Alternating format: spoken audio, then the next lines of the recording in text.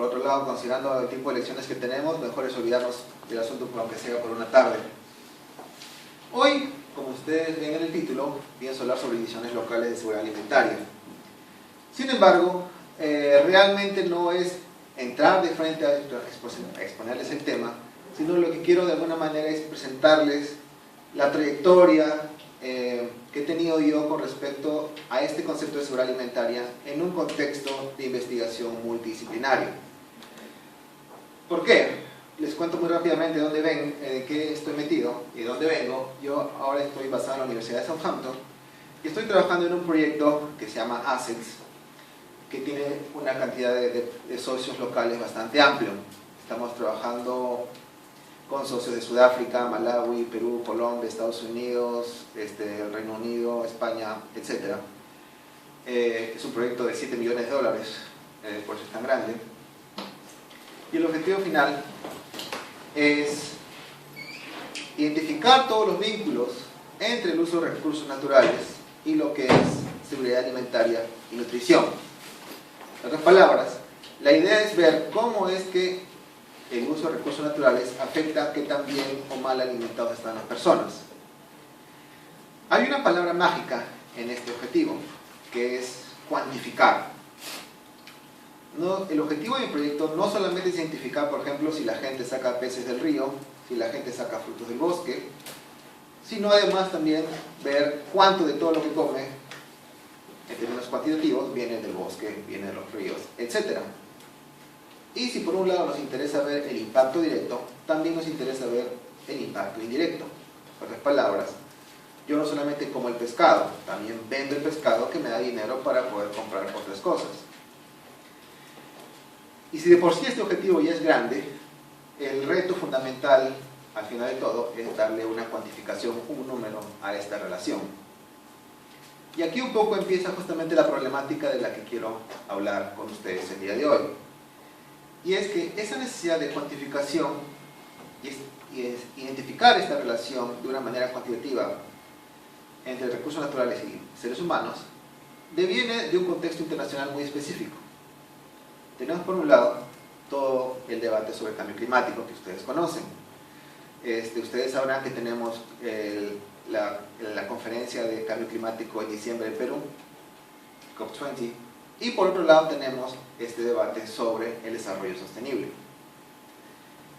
Entonces, por un lado tenemos un interés de los científicos naturales identificar todos los cambios de temperatura, lluvias, uso del suelo, humedad, flujo de los ríos, etc.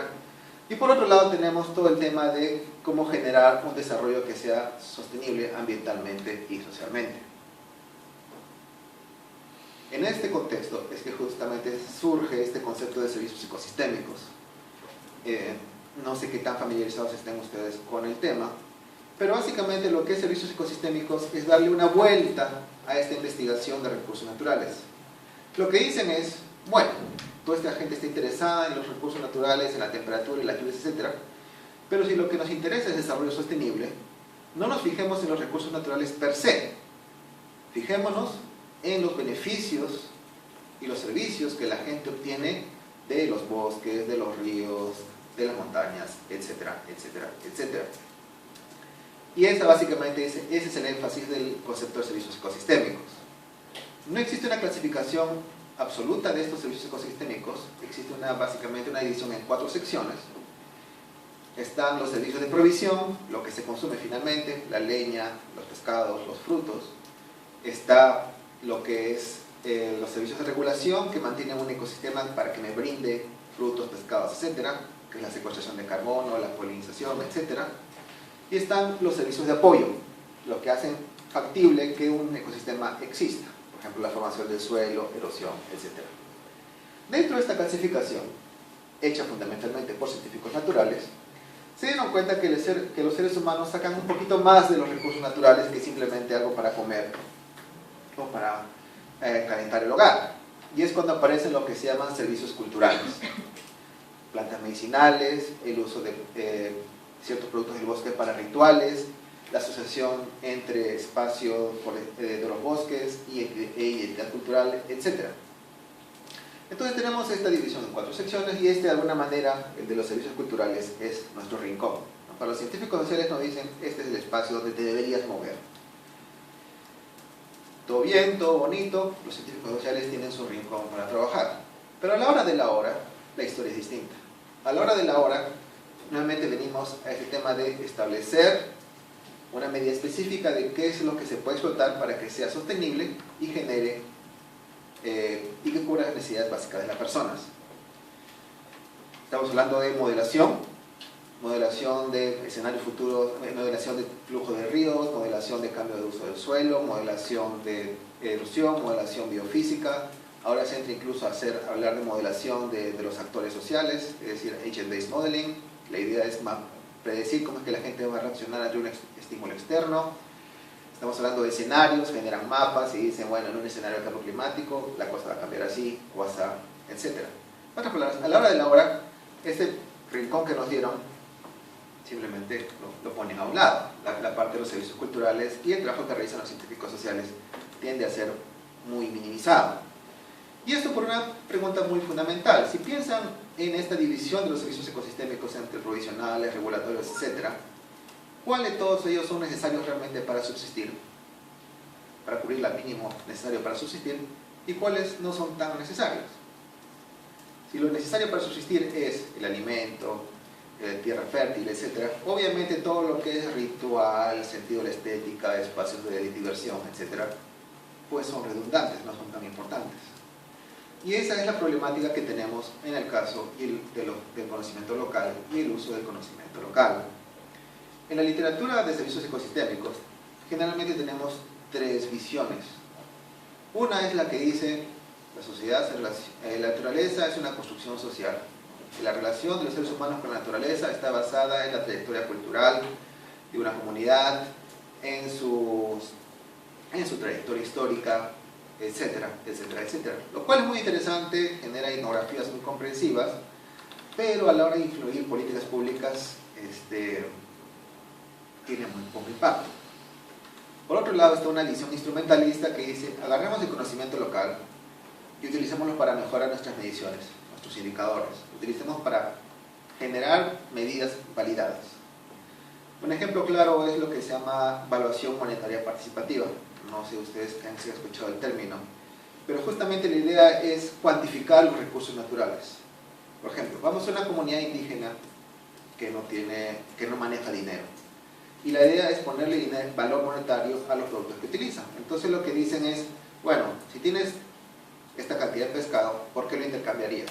Por 2 costales de papa, por 1 kilo de otro producto. Agarran este producto y después toman como referencia el valor monetario del mercado, y entonces por equivalencia le dan el valor monetario al pescado, que es una manera instrumental de utilizar conocimiento local, pero para fines específicos de monetización y cálculos costo-beneficio. Y finalmente está una aproximación que dice, el conocimiento local es muy subjetivo. Lo que necesitamos son medidas objetivas, científicas de las cosas, ¿no? Veamos cambio de uso del suelo con imágenes satelitales, mapas, vistas aéreas. Si nos interesa la parte social, solamente nos interesa la demografía y el consumo, el nivel de consumo y patrones de consumo, nada más. Estadísticas y más estadísticas. Y nuevamente el conocimiento local, en este caso, cumple un rol mucho menor. Y si por este lado si por el lado de servicios ecosistémicos tenemos esta problemática, por el lado de la seguridad alimentaria es muy parecido. No sé cuántos de ustedes han trabajado en temas de seguridad alimentaria, pero la FAO tiene una definición muy grande que habla incluso de preferencias culturales. Pero a la hora de la hora, nuevamente, hablamos de medidas de malnutrición, hablamos de diversidad dietaria, hablamos de índices de medición, de estrategias para lidiar con la hambruna, hablamos de Food Balance Sheets, que básicamente lo que dice es cuánto es la necesidad calórica de un país, digamos cuánto puede producir y cuánto necesita importar, y si hay un desfase, esto indica que el país va a tener problemas alimenticios en el futuro. En otras palabras, nuevamente nos remitimos a la misma visión tripartita del uso de conocimientos locales. Y este es justamente el problema que yo enfrenté. Yo estoy, como les comenté, en un proyecto que está metido en lo que es la relación de recursos naturales con seguridad alimentaria dentro de una perspectiva de servicios ecosistémicos. Y la pregunta con la que empecé fue fundamentalmente en ver cómo es que el acceso variado a los recursos a los recursos naturales afecta la manera en que la gente ve o entiende lo que es seguridad alimentaria y cómo ve su propia situación de seguridad alimentaria.